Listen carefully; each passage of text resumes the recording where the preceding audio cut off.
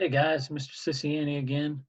Um, Here to provide a little bit more writing support for you guys. As always, this presentation is going to be recorded and will be posted in Classroom under the topic writing support.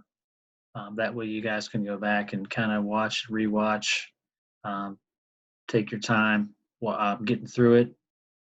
On a personal basis, if it takes you a little bit longer, no big deal.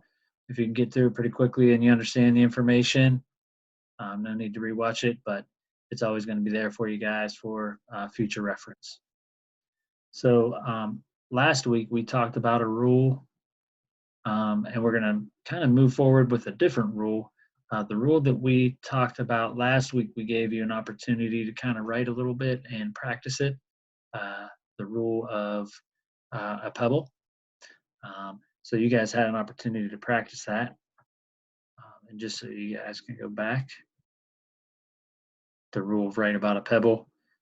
Quick review, we let you look at a couple different pictures, and we gave you an opportunity to kind of put that rule into practice. So this week, I'm going to introduce to you guys a different rule. This rule is called the rule of so what.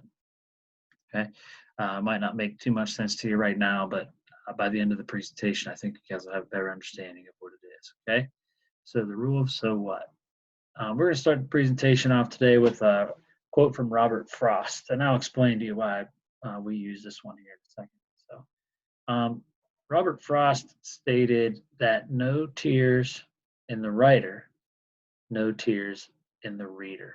I want you to think of that about that just for a second. So his quote was no tears in the writer, no tears in the reader.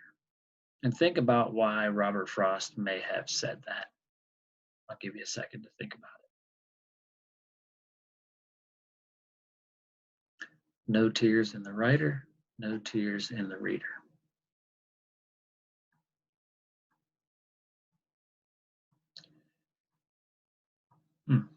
So what I think of when I see this quote, no tears in the writer, no tears in the reader, is that if you're writing something that you're not attached to or emotionally attached to, and there's some sort of connection that you're making to your own writing, then it's going to be difficult for the reader to make a connection. So no tears in the reader. So if you don't emotionally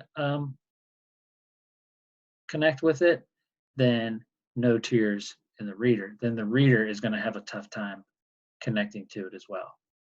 Okay. So we kind of addressed this a little bit throughout our lessons here for our writing support. And one of the very first lessons we talked about how the complex process. It's writing is not simple. It's complex. Okay. There's a lot of steps to it. It takes a lot of thought, a lot of effort, and you just have to be willing to keep trying, and always try to make your writing better each time. So it is a complex process. Okay.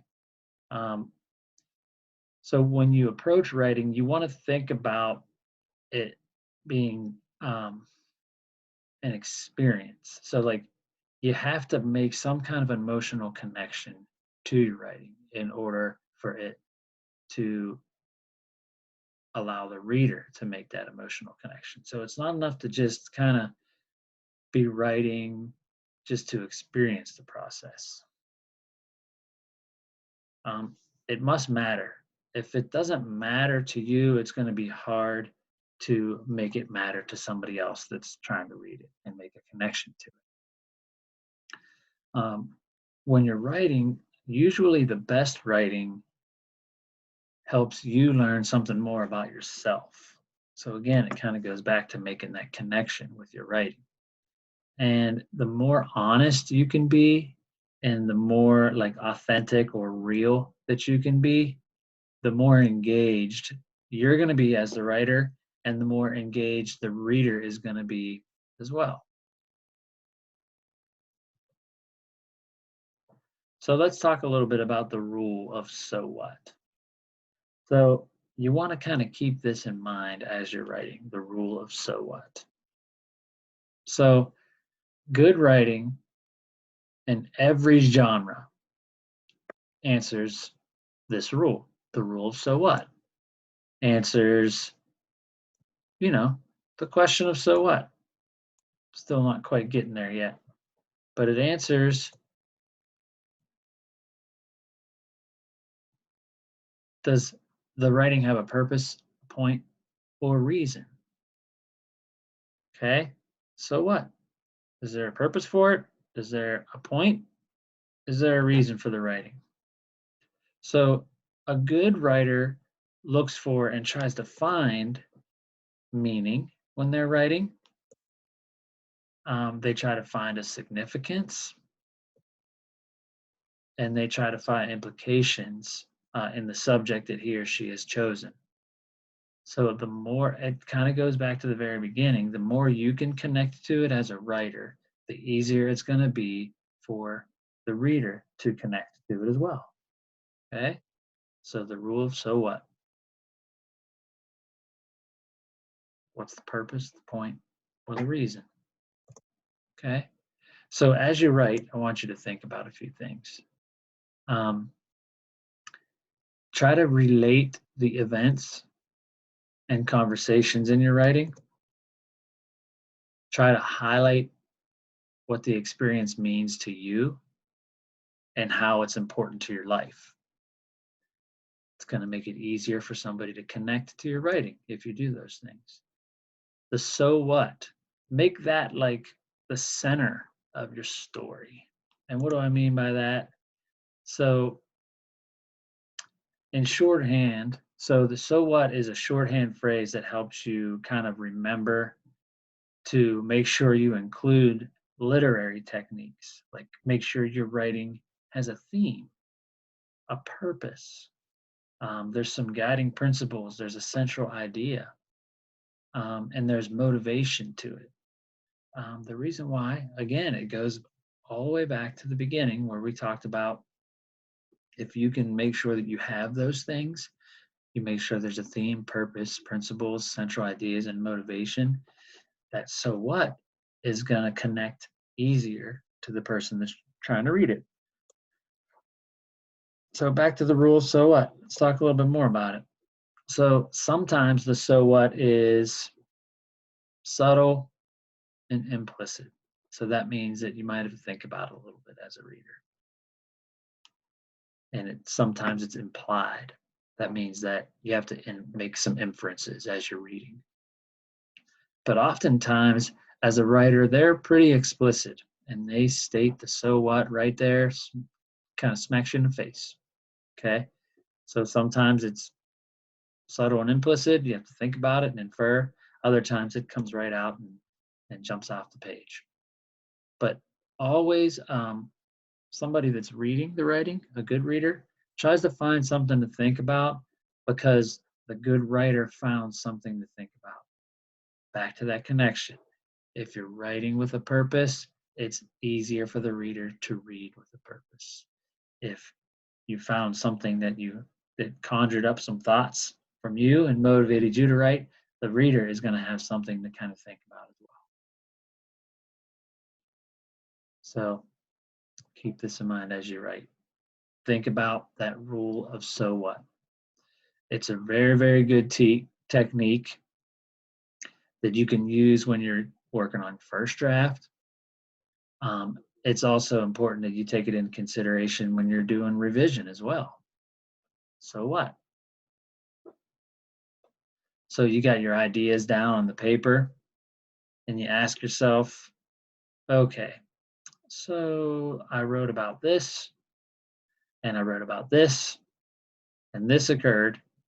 So what's the point? All right.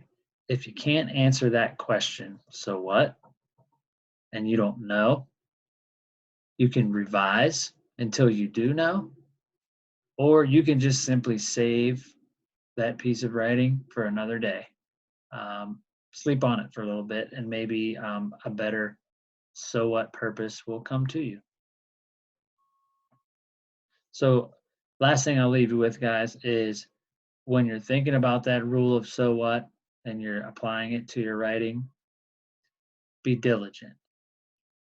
What do I mean by that? So every time you sit down to write something, make sure you're asking yourself and you're applying this rule, the rule of so what. Does it have a purpose? Is there a theme? Does it have meaning? Are you connecting to it as a writer?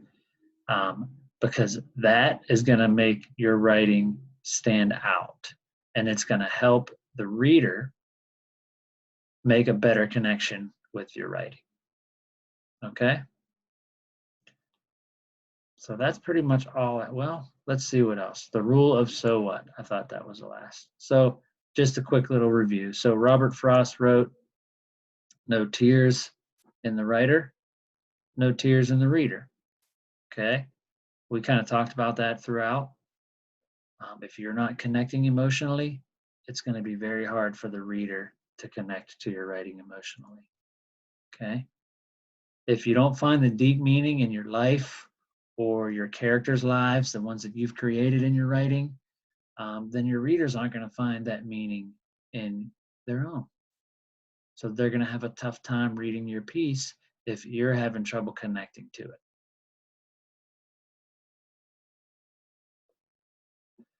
So a good writer often discovers the so what through the thinking of the writing process.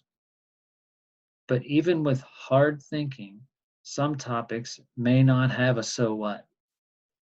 These pieces, it's okay to abandon and put them on hold. So everybody runs into a brick wall every once in a while when they're writing, and it's just not working. You're not connecting, you're having trouble getting through the process. If that happens as a writer, as a student, it's okay to say, you know what, I'm going to start from scratch. I'm going to put this one aside and put it on hold for a little bit. I'm going to think about something else, and I'm going to work towards the so what with something that I connect with. So hopefully that rule of so what kind of makes sense a little bit to you. Go back, rewatch the video if you need to. If you have questions or concerns, don't be afraid to hesitate, or don't even hesitate to let me know, because I'll be happy to help you kind of figure that out and work through that process. Next week we are going to highlight conclusions and ending strongly. So we've gone through a lot of good information through these writing mini lessons. Next week, we're going to continue with some more good information, focusing on conclusions and ending your story strongly.